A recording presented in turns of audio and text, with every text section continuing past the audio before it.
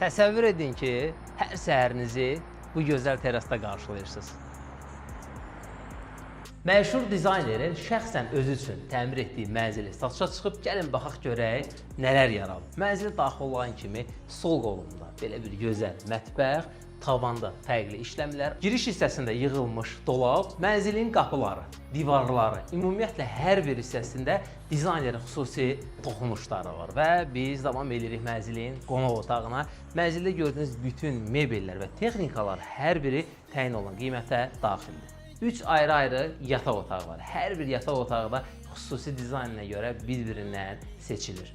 Əsas yataq otağının daxilində də şəxsi hamamı. İkinci hamam otağı isə xol hissəsində yerləşir və çamaşır hissəsi.